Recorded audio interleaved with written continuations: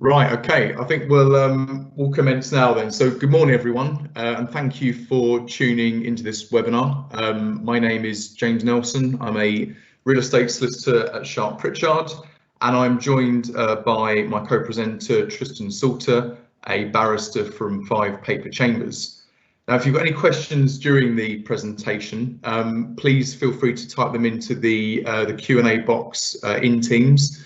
And either Tristan or I will do our very best to answer them. But if we don't get around to it, by all means send us an email afterwards directly, and we'll try and come back to you with an answer.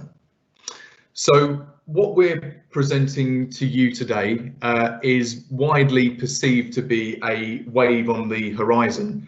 The wave in this respect being the predicted influx of insolvencies set to hit the UK owing to the effect of COVID-19 on business. Now, CCAs are becoming an increasingly popular tool used by companies, or in the context of property, commercial tenants, and there are consequences for landlords if you have leases that are affected by one.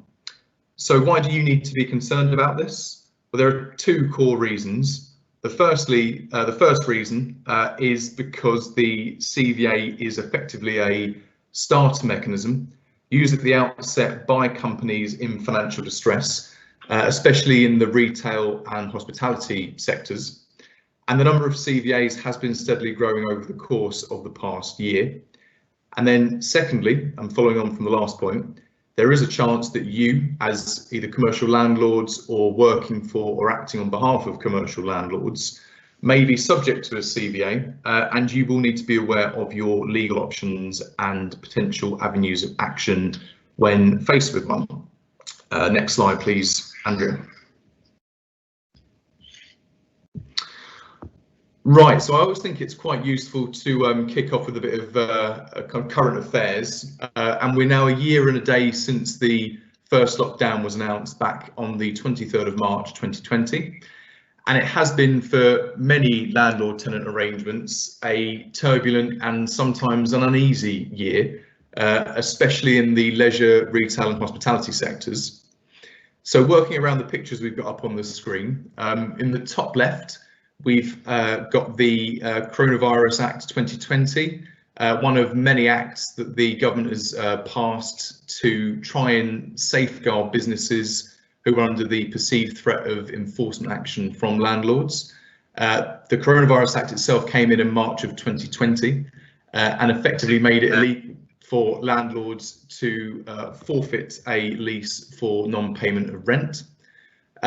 This moratorium protection was due to end on the 31st of March 2021, but the government recently announced that this has now been extended a 3rd time to the end of June 2021. We also had the Corporate Insolvency and Governance Act 2020, or CIGA, which gave further protections to tenants, tougher restrictions on creditors bringing winding up petitions or stat demands, and then also the Commercial Rent Arrears Recovery, or CRAR, has now been altered so that rent needs to have been unpaid for up to, I think, 550 or so days in some instances before a landlord can actually commence any recovery proceedings. So the point really is, despite these government measures, companies are still unable to pay their creditors and are seeking ways to restructure and stay afloat. And moving to the right, we've got a picture of our Prime Minister, Boris Johnson. Obviously, he's made the roadmap announcement in late February. And what is the most relevant date for the purpose of this talk? Well, it would be the 12th of April, as that's the date on which non-essential retail, leisure and hospitality are due to reopen, albeit no earlier than that date. And why is this date significant? Well, there's 3 main reasons. The first is that it cuts into some of the early spring and Easter period of trade for many businesses. Secondly, if the statutory protections are not extended after the 30th of June, there could be a number of landlords queuing up to forfeit leases. And number 3, and perhaps most importantly, it might actually be too late for some businesses to recover financially, which will lead, as the title of our presentation suggests, to a wave of insolvencies in the aftermath. Now, the third picture in the bottom left, you might recognise that this is of the Great Fire of London, which is clearly not a current affair. But I draw upon it as reference to the fact that after the Great Fire, the government of the time set up fire courts to arbitrate disputes between landlords and tenants over who was effectively responsible for rebuilding burnt buildings. It was an extraordinary court for extraordinary times. And in this respect, and this is the relevance, some property experts believe the government could or should set up similar courts for landlord and tenants arising from the COVID-19 related disputes about payment of rent. Now, whether this 1666 regime is feasible in 2021 is a matter for the government to decide, but it shows the lengths to which some property experts are advocating quite radical solutions to try and prevent a wave of insolvencies. But there hasn't really been any signal or indication of such an idea being taken forward yet by the government.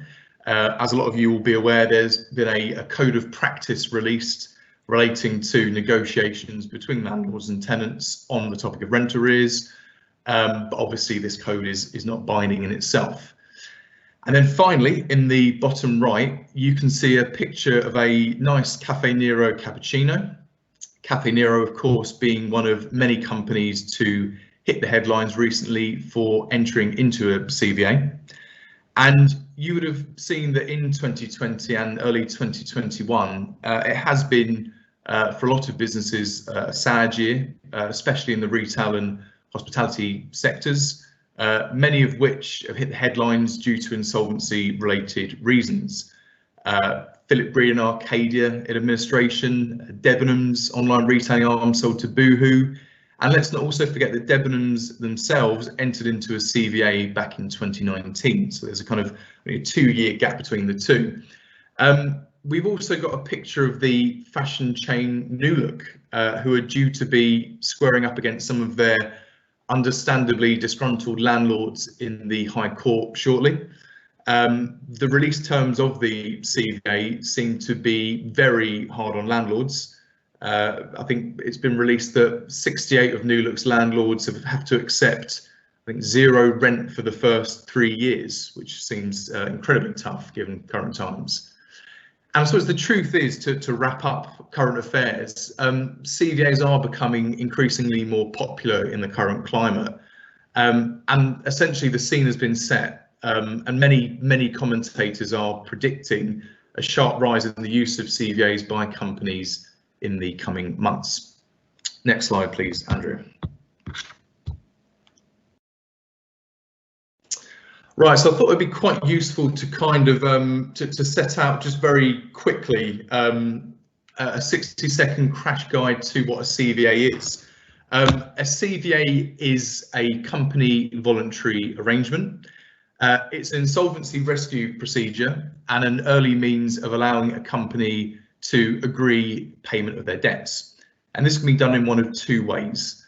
Firstly, by settling existing debts, including rent, by paying a proportion of what is owed, and or by arranging the payment of present or future debts with creditors, including landlords.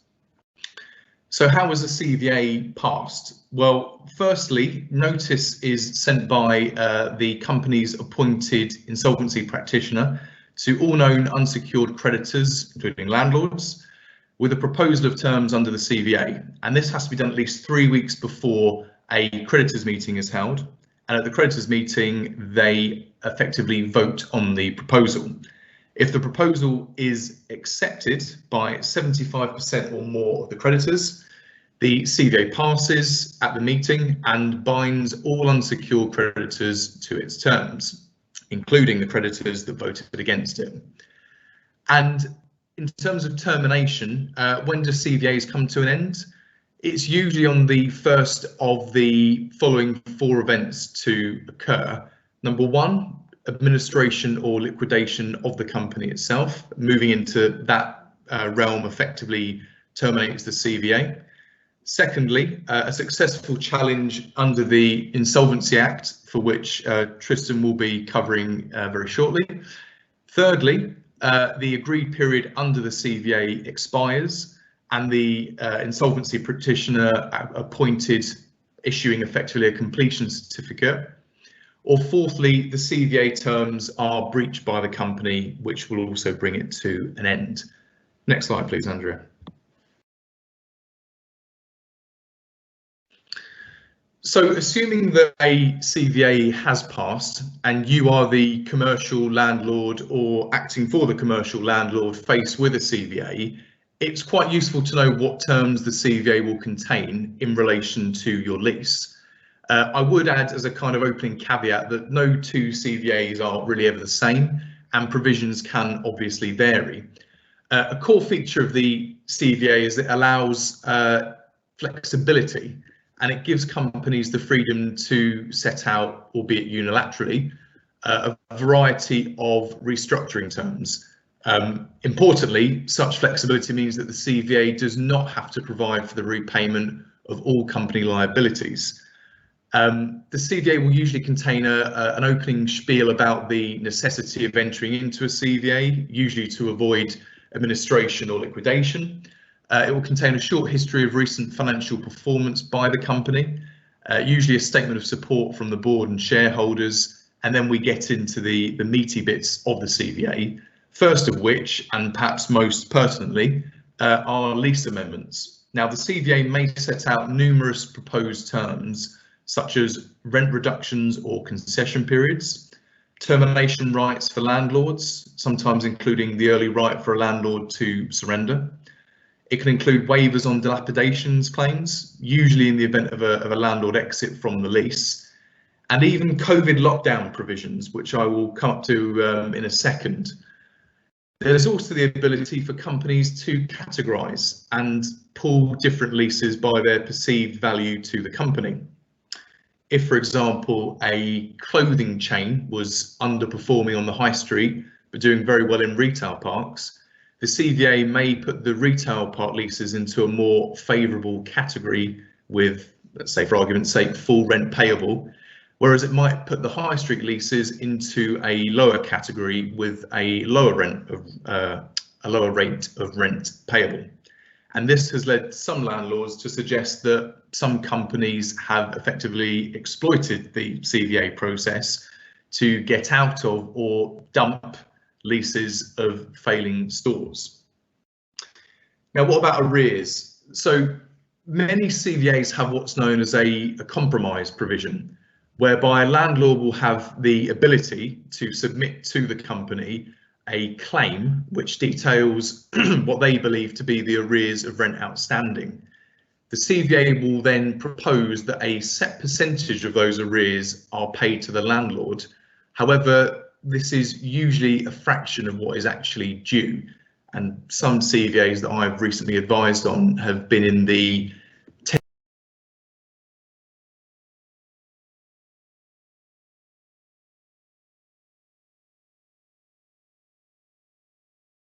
including any interest on unpaid rent, are released by the CVA.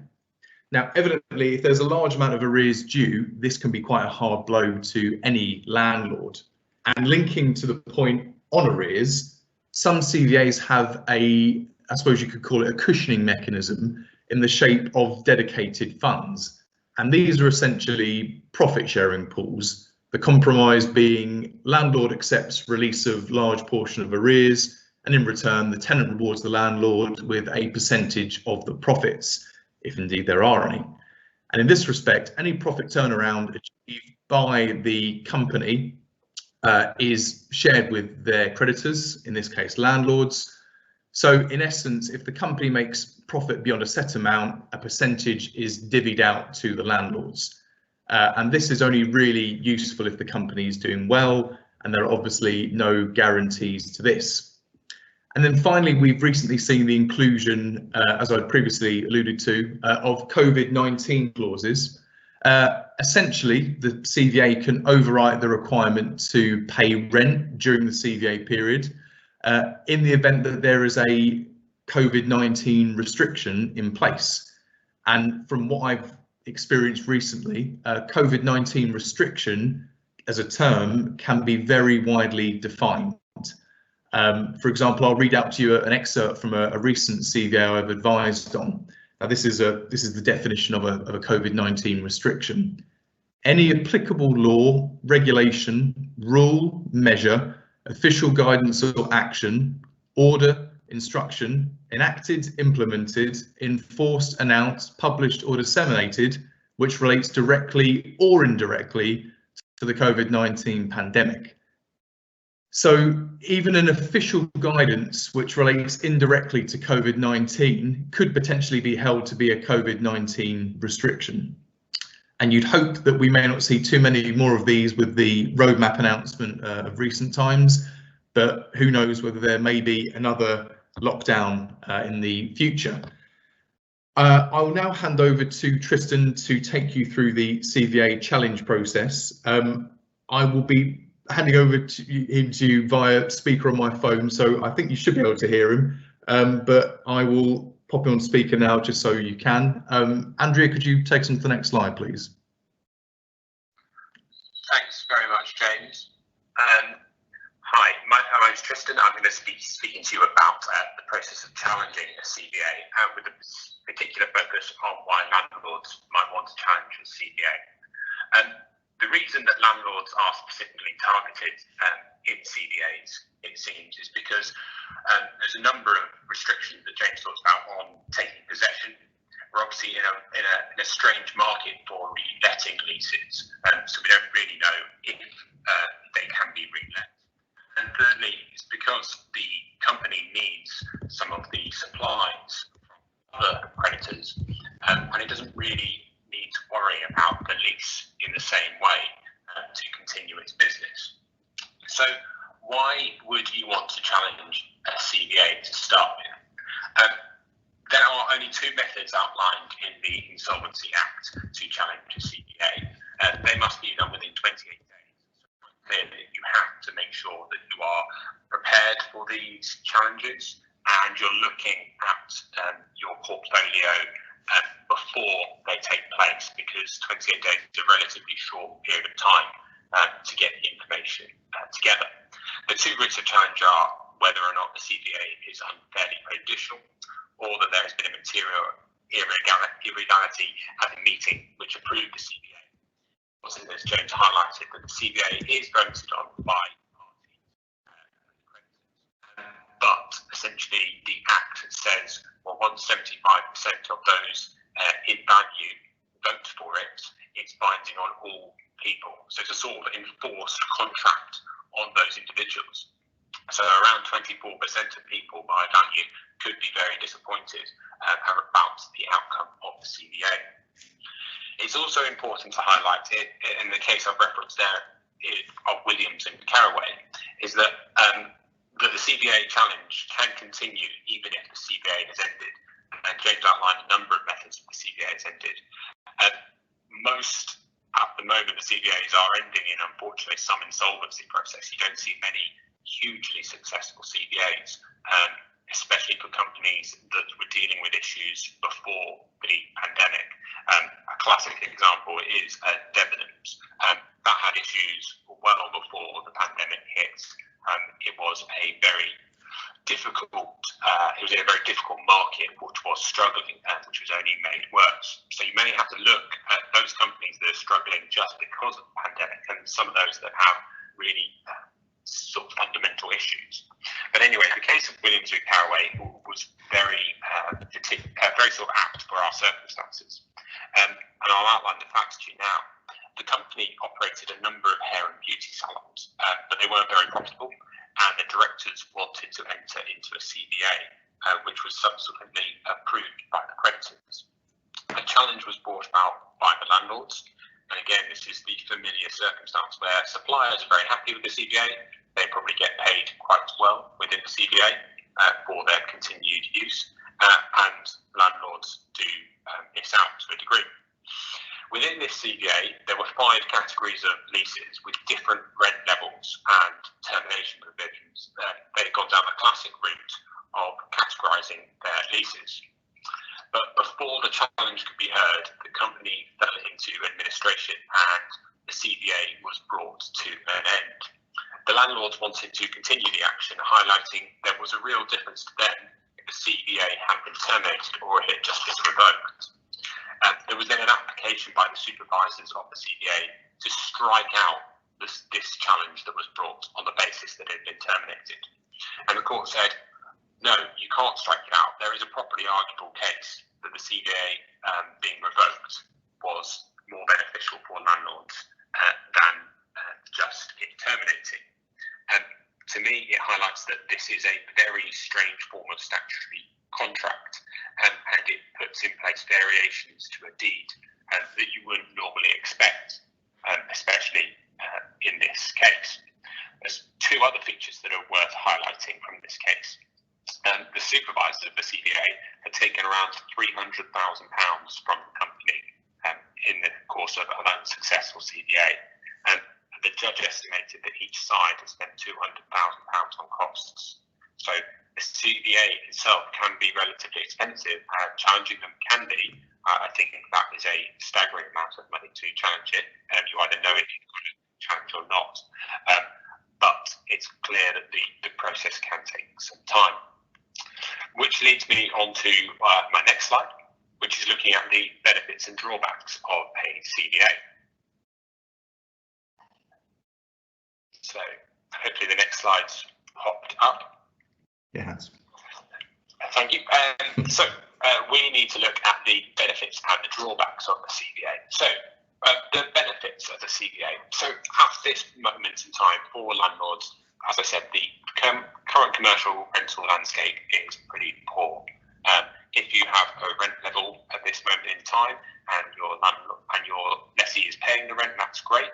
But you only have to look at the statistics, and given that there's been a moratorium on forfeiture and different processes to suggest that many companies are not paying their landlords. CVA can be cheaper than administration or liquidation, and the CVA also can be a potential route to actually saving the company. If, for instance, it might mean that a company can actually get back on its feet, that's obviously really quite useful. But there are some real drawbacks to them. And one of those is dealing with that first point, is that it's not automatic that it will save the company. This might just be breathing space for a failing company. And while I wouldn't want to comment on individual cases, you can see that there's a vast difference between the two examples that James highlighted. Cafe Nero and New Look were in vastly different positions when the pandemic started. But there are some real drawbacks to CPAs. Firstly, there's no chance to investigate the affairs of the company.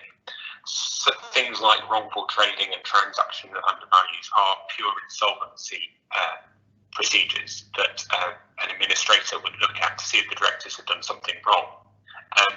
There is no real risk. There's a real risk that litigation will have an impact on the company anyway.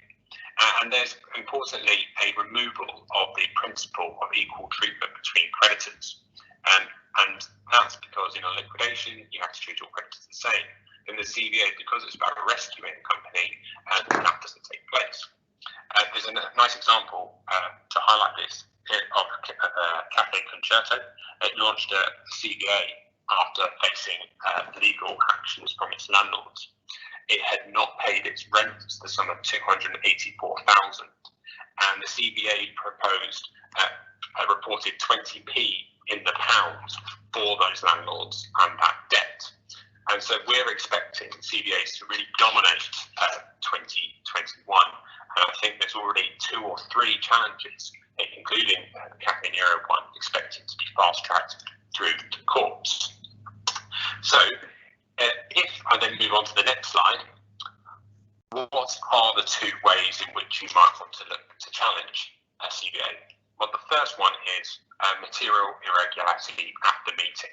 This is the meeting of creditors who approve the CVA. I would say that this is a process challenge, and it's likely to be a speed bump rather than a roadblock to stopping the CVA, but it obviously might mean that the terms do more favourably favour your client. The root challenge is based on the voting rights and that any action that has taken effect on the voting process. For instance, if the meeting has been called but your client hasn't been informed about it, or the meeting has been changed or anything like that, that will be the process by which you challenge it.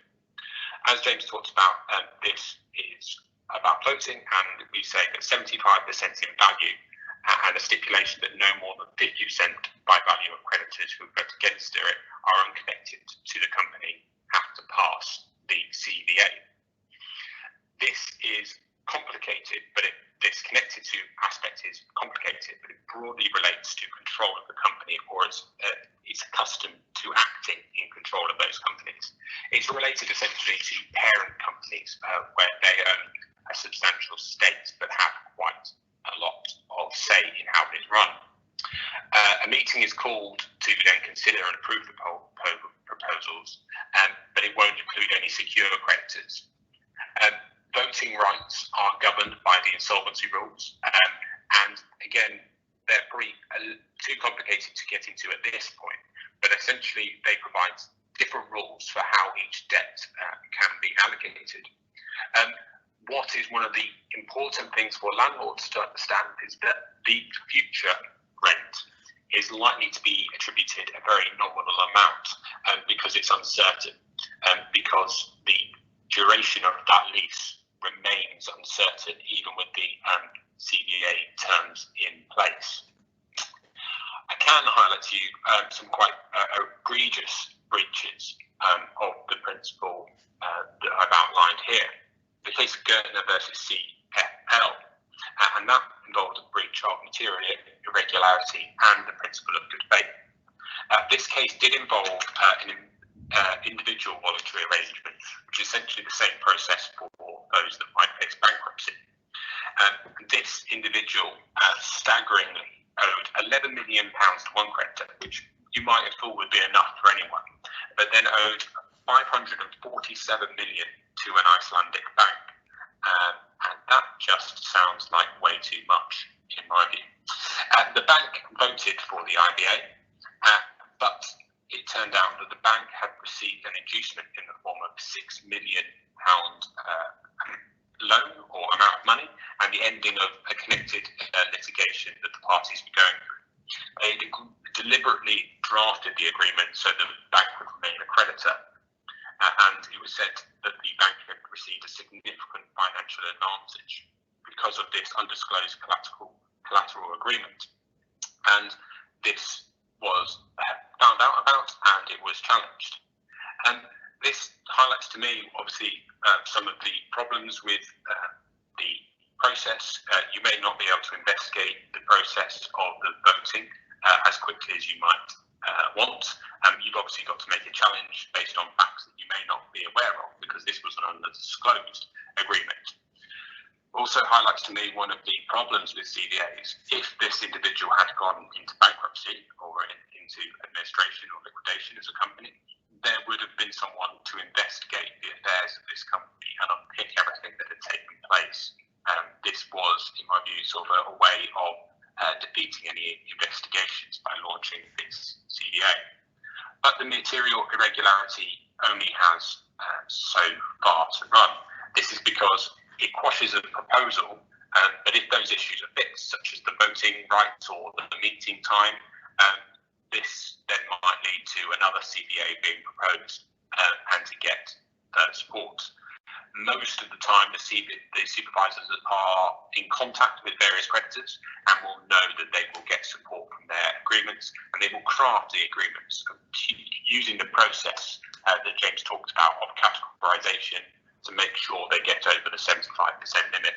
Obviously, if you're an individual landlord and you're getting very good terms because your leases are in a business park and doing well, and that's fine. You might not be too worried about the landlord is dealing with their high street issues. The second challenge is outlined on my next slide, and this is the unfair prejudice challenge.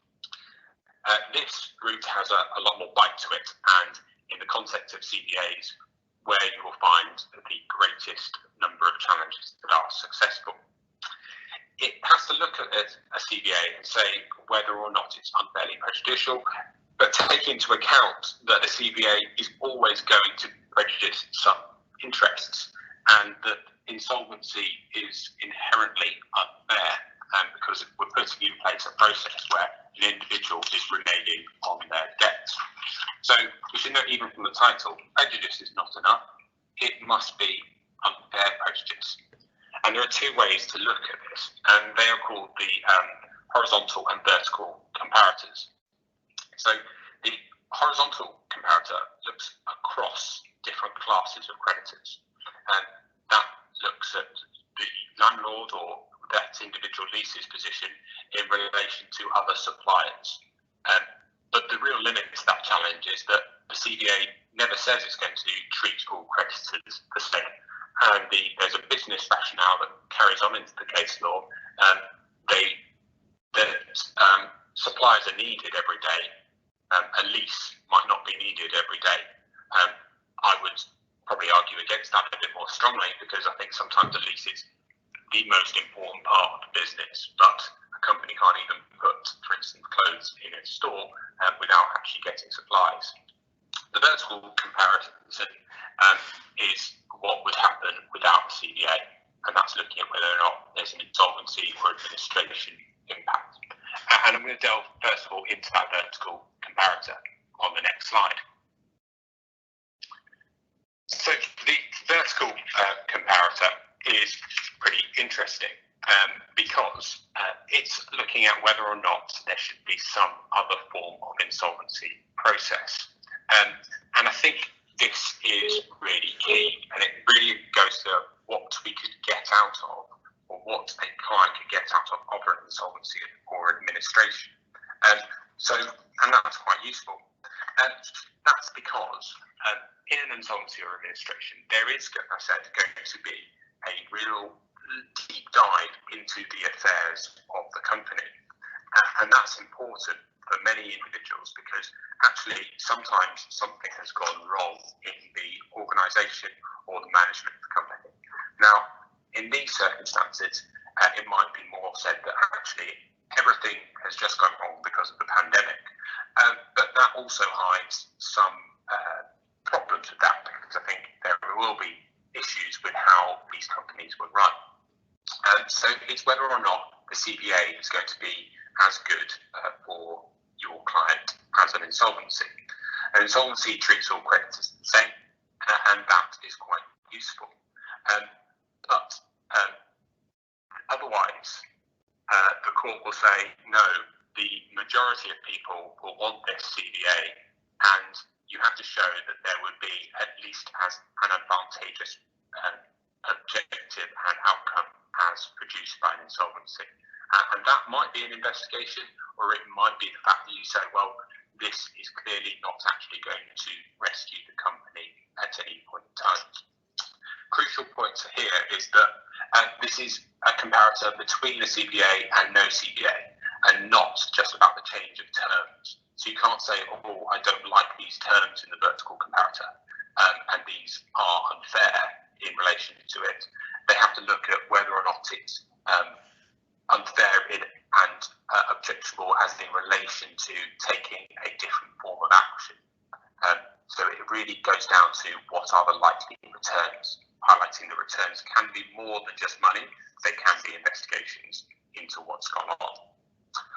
On the next slide, look at the horizontal comparator.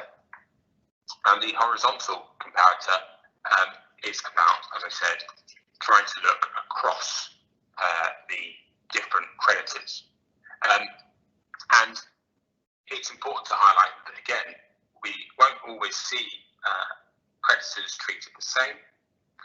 And there is a real difficulty with this challenge because you'll have to be very clear about what specific terms you would want to challenge in this respect.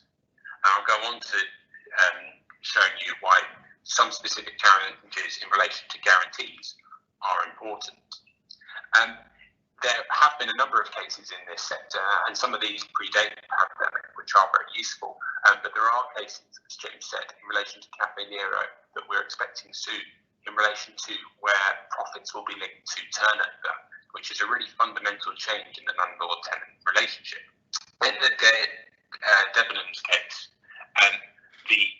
there was a challenge in relation to one of the horizontal comparators because the CBA removed a restraint on forfeiture, and essentially the court said no, a re-entry right is a re-entry right belonging to the landlord, and the CBA cannot change that.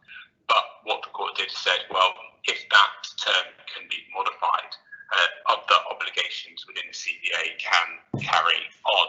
So it's not always going to be the same. I can then, however, turn you on the next slide to a more successful challenge. And this is the case of Prudential Assurance.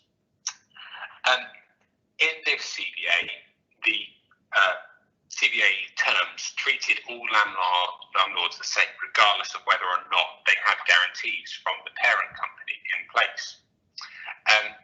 As usual, and as we'll see from the categorization principle, there were some stores which in the CBA would stay open and some that would close. For the stores that closed, the CBA proposed the removal of the guarantee from the parent company and the return of just 28p.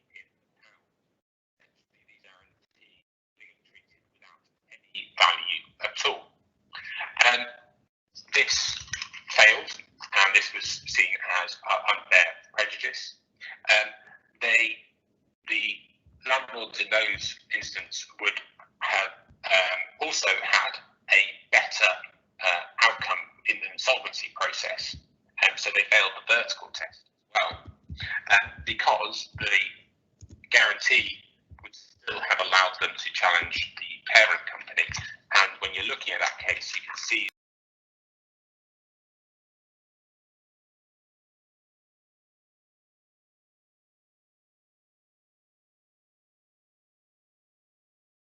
so it was said that the guarantee, those with a guarantee were not in a better position and therefore couldn't be challenged, it couldn't be justified on a both horizontal and on a vertical basis. And that's quite important for the terms that we're looking at. On the next slide, I've highlighted that a clause within a standard model CBA. As James talked about, the CBA is an industry in itself. This is a term from the Association of Business Recovery Professionals called R3, but all the Big Four and all the accountancy firms, as well as insolvency practitioners, are sort of selling bespoke CBAs for different clients. So they have their own terms which do more or less damage to landlords depending on what they are trying to accomplish. The standard model now is to ensure that guarantees are given protection, and there's nothing that suggests that a guarantee shouldn't be in place, even with a CBA. So you may want to suggest, well, if I can't get the money back within the CBA, can I look at the parent company? But it is important to note that all of the CBA terms will be different. Your leases are likely to have different protections on them or different guarantees, and that makes marrying them up quite tricky in some respects. And you couldn't guarantee, even after the case of Prudential Assurance, that CBA terms that do strip guarantees from leases are not included. And it's important, therefore, to really investigate terms of that CBA and understand what it means for your particular lease. So that said, you've got 28 days to challenge it, and that's not a huge amount of time. One case I will highlight that we've been mentioning all along is the case of Cafe Nero. Indeed, that came before the courts on the 12th of February 2021, and there is an expedited trial of the landlord's challenge to the CBA being proposed. The landlords were being offered 30p in every pound for their debt, so you can really see that is going to be potentially ruinous for some landlords, and a real fundamental change of the bargain that they made. It's really interesting because there was an offer on the table from another company to buy Nero and pay the full debts of the landlords during the pandemic. So it'll also be interesting if the case falls apart, the internal workings of the company there to suggest why they didn't take this offer. And it'll be a really interesting question about the interaction of the CVA insolvencies and offers alongside that director's duties, because if the company, obviously, the directors have a duty to promote the best interests of the company, and they have a duty also, I would say, to look at steps to save that company. So if an offer had come in for the full debts, why can't that be challenged by the landlords? Or do we see from that case a number of predatory interests coming in to buy up large assets? Because if we do come back to the offices, things like cafe shops will probably relatively quickly get another quite grip on the market. I don't know about you, but without a morning cup of tea, I'm practically useless. So it will be really interesting to see those challenges. And I'll just hand back now to James to talk about the takeaways from this talk. Thanks, Tristan. Yeah, next slide, please. Right, yeah, so just to conclude this webinar, I thought it would be quite good to leave you with some takeaway tips in a sort of loose chronological order. So first of all, prepare. Make sure if you're entering into a new lease that you do undertake due diligence on any incoming tenants. You'll want to monitor tenant liquidity throughout the term of the lease and keep an eye on the headlines for any news or rumours regarding CVAs. As has been often mentioned during this talk, the popularity of CVAs is certainly increasing due to the current climate, and especially in the leisure, retail and hospitality sectors. You'll also want to monitor changes to the law regarding commercial leases and insolvency. We'll certainly be putting up articles and such on our website should there be any changes. This is a very fast moving area of law due to COVID-19, so keep an eye out. Step 2, react. So once the CVA has actually been announced, you want to act promptly. Speed is definitely key. Review the terms of the CVA and check what's being proposed for your lease or your leases. Look at the exit strategies proposed and consider the impact of the terms, and very importantly, take legal advice. You might also want to attend the meeting, the creditors meeting that is. Attendance is not obligatory, but showing up is definitely the best way for a landlord to influence the terms of the CVA potentially, and also to protect and safeguard its position. And you might also want to consider looking into whether you can dip into a rent deposit. The landlord right to draw against a rent deposit is usually restricted or barred by a CVA. So if there is any outstanding rent payable, consider whether this can be drawn against in that short kind of intermission between the announcement and the creditors meeting. Step 3, assess. If a CVA is approved, consider the terms. Weigh up the pros and cons of what's being offered very, very carefully. Consider the commercial position. Are there prospective eager tenants chomping at the bit to take a lease of your property? And are these tenants willing to pay more than's offered by the current insolvent tenant? And if not, are the proposals within the CVA still better than having a vacant property? 4, consider a challenge. I won't go over this too much because obviously Tristan's covered most of the points, but you'll certainly want to take legal advice on the merits of challenging on either of the 2 grounds mentioned. And finally, if you don't like the CVA proposal and you can't challenge, consider termination options. Your property rights as landlords are not extinguished by a CVA, so you might want to consider forfeiture if the lease provides for it, and if obviously the current statute permits it, and also if the grounds exist. There are also usually enhanced termination provisions for landlords contained within a CVA, either by way of a outright surrender or sometimes even an option by way of assignment. Again, take legal advice on these routes and check what the CVA provides for. There's also break clauses. Is there a rolling break in the lease that you might be able to take advantage of? Or if you're very lucky, is there a fixed break in the near future that you can take advantage of? And then finally, guarantors, again, slightly grey area, but potentially a guarantor provision could be engaged within the lease. Next slide, please. And that's it. Thank you very much for tuning in this morning. I hope you found the webinar thought-provoking and at least useful. Please feel free to drop either myself or Tristan an email if you've got any further questions. And otherwise, thank you for your time and I wish you all a good day.